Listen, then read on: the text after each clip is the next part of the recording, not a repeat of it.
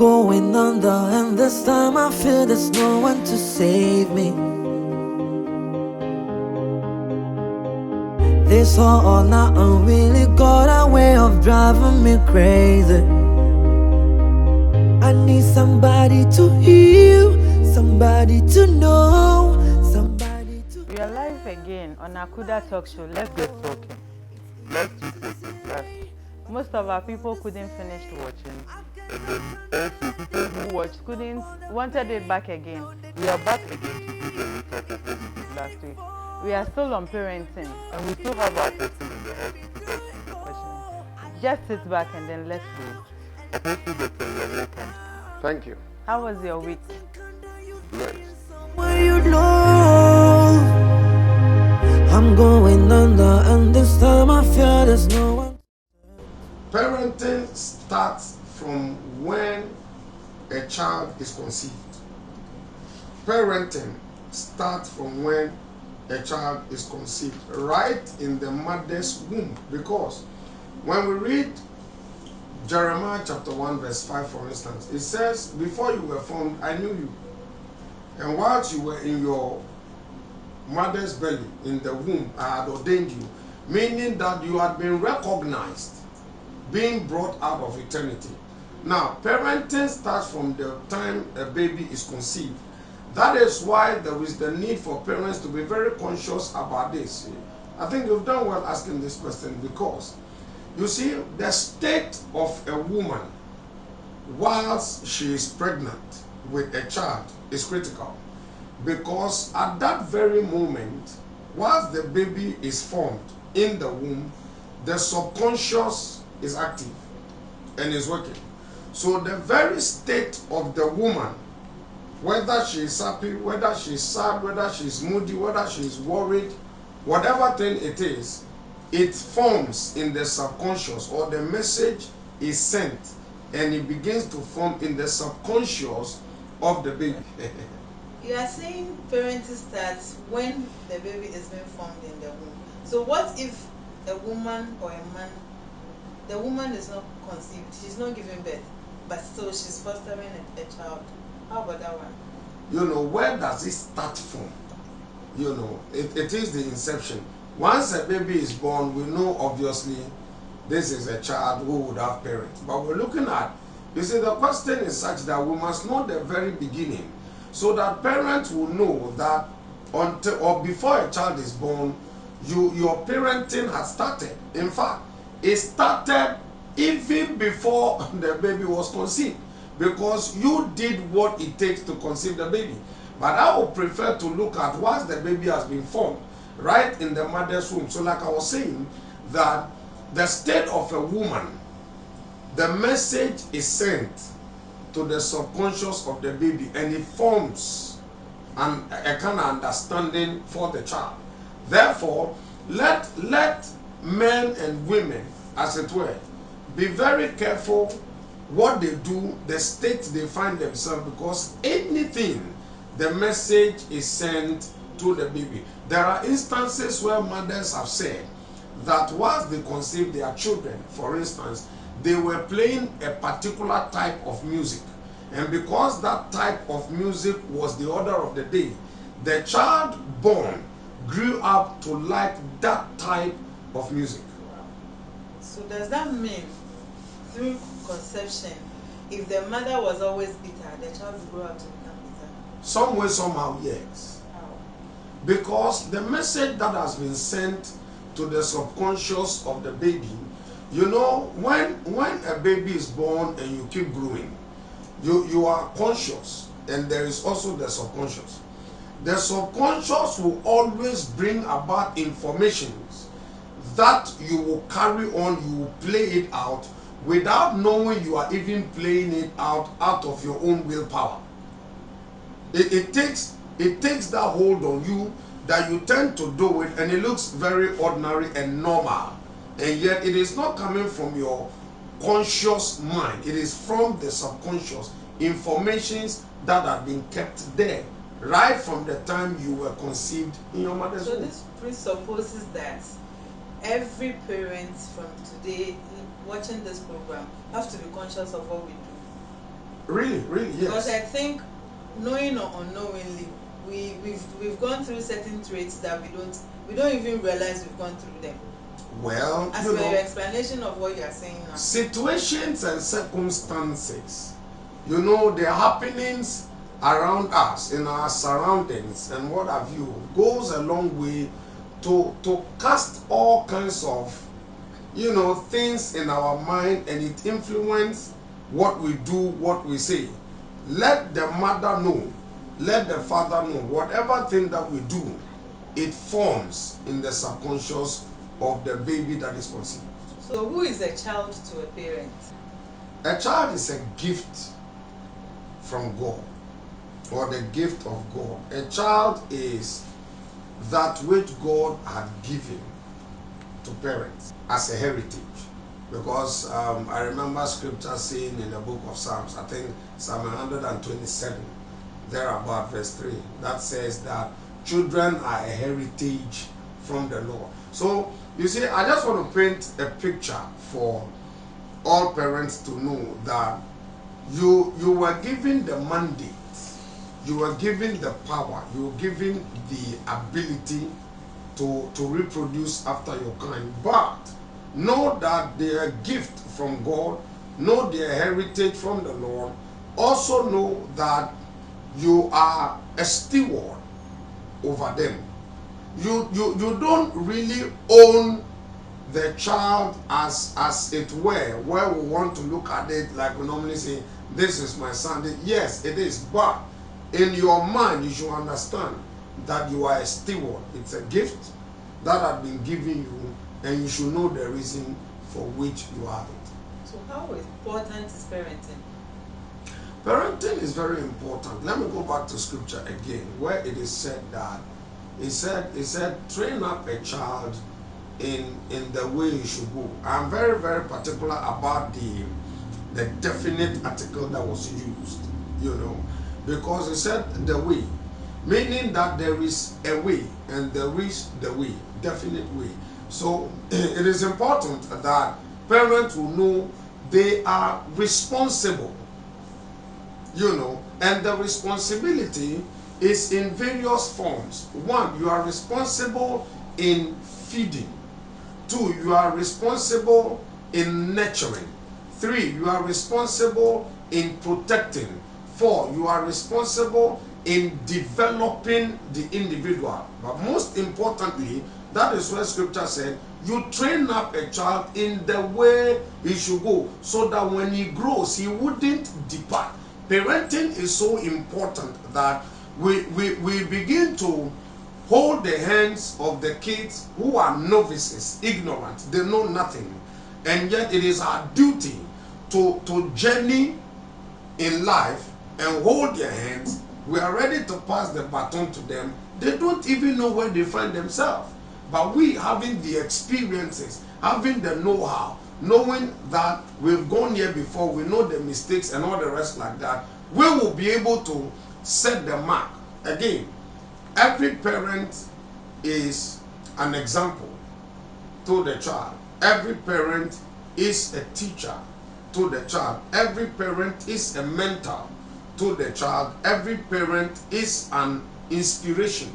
You are an inspirer. You are a motivator to the child.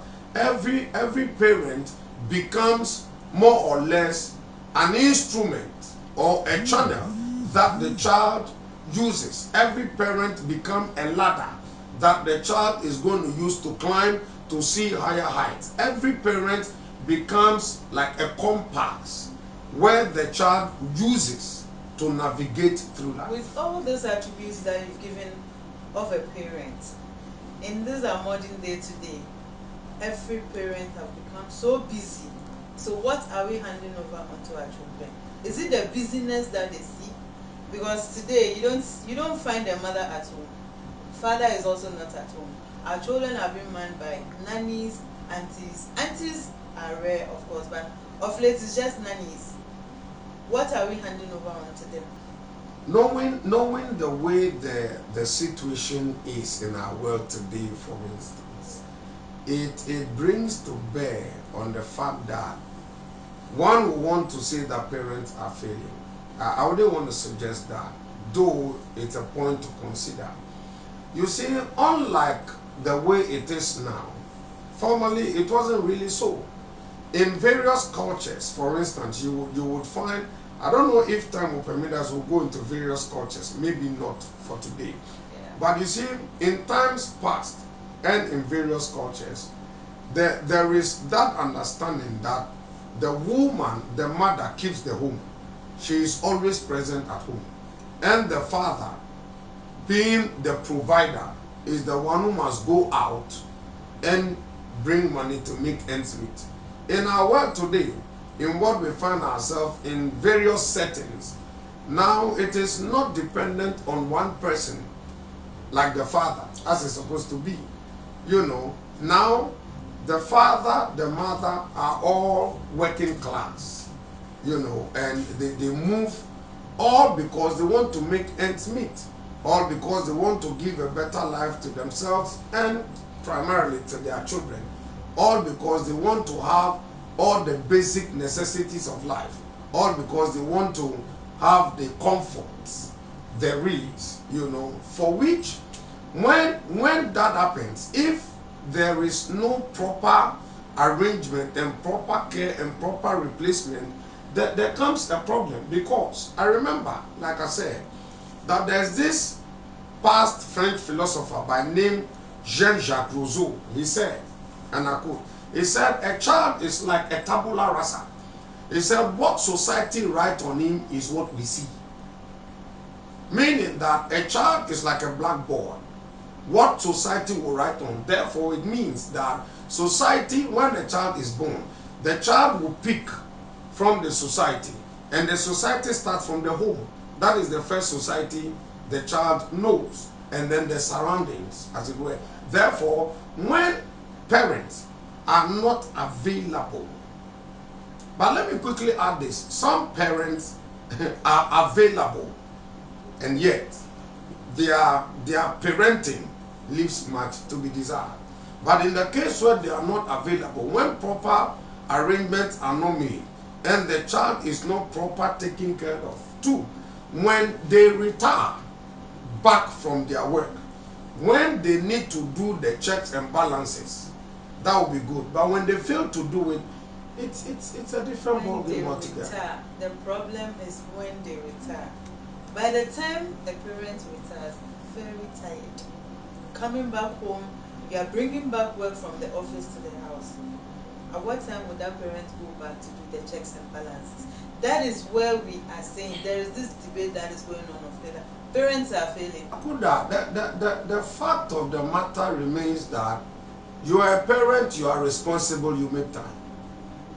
Time is of essence now. Yes, and there is that same time would also give you a contract that is worth $1 billion. Would you forgo that? Wives are complaining that husbands do not have time for them. Wives are complaining already, and they are not giving men the excuse to say that, oh, well, it's because you are so busy, well, because you're tired, well, because you don't come home early, so I can understand, let me accept it that way. Even wives who should understand better are complaining, let alone the children. No, you are responsible. You need to be up and doing. If you close late, maybe some days you would have the luxury to arrive earlier than you've been arriving under normal circumstances. The timetable of parents of late. No, but you have weekends. It's so thin. Apostle, the timetable is so thin. Getting that time to sit. Some don't even check their homeworks. You can do it if you want to. You can, listen, let all parents get it clear. You can do it if you want to. You can do it if you understand that it is demanded of you to do it. It might not be the whole day, obviously not. It may be just 30 minutes. It may be just 30 minutes. Listen, parenting, let us not take out this all-important fact that it is sacrifice. You sacrifice lots of things for your children. To the extent that in some cases, certain parents, they lose out on their lives because they've sacrificed everything for their children. Parenting, that element of sacrifice, is very crucial and very important. So would there come a time that we would get that homely, like mothers at home? Will we get to that time again? It depends on the setting. It depends on the understanding. It depends on the two that came together to form the child or the children. It depends on them. But here is the case. Before a man will propose to you, he asks, what are you bringing on the table? You cannot be a sit-home wife again. A sit-home wife is a no-no in this day and age. Yeah. Some mothers are any more than fathers anyway. Yes. You see? So will we get that back? Well, it's not a matter of getting that back. It's a matter of understanding and building the home to ensure that these are the issues and these are the challenges and this is how we are going to handle and get the best out of it. We find ourselves in a different kind of setting today. Therefore, let us apply our hearts to wisdom as parents and be able to do what is expected of us. As simple as that. What are the types of parenting styles we have? Parenting styles. Yeah. We grew up with a traditional setting. I think that cultural settings, you know, and then times and seasons we find ourselves in, and experiences from the past, situations will go a long way to influence the style of parenting, as it were. Let me give you a few examples here and there. For instance, in our cultural setting, there is a way parenting is done in the home. So you are born into it, you learn from your parents, you carry it along. Now we'll find ourselves in such a time and season where we look at parenting in a way where mother, father, like you said, working class, the way they carry themselves, the way they do. You know, now the setting we find ourselves, it is more of rights. So responsibility is being checkmate by rights. You know, gone were the days in various settings. Who born dog? As long as you are in the home or under the roof of your parents, you have no right. The only right you have is to exist, is to live as a human being. Apart from that, you have no right. What is giving you, you have no right to say, I don't like this, I like that, I prefer this, I don't. No, you have no right. What is giving you, if it is food, you take it. If we are going here, you just have no right to say no. And then we have this situation out of experience, for instance, where you would want to look at it that here is a parent, by means of the way he had handled before, maybe he didn't get desired results, so he would change from it, you know, and stuff like that. So there are different kinds. Some are very strict, some are. Do we still have strict parents? Oh yes, there are. Are you sure? I am a a child strict will parent. just pick a phone, call the woman, right? Don't go far And away. then- I am one. I am a strict parent. Does parenting never end?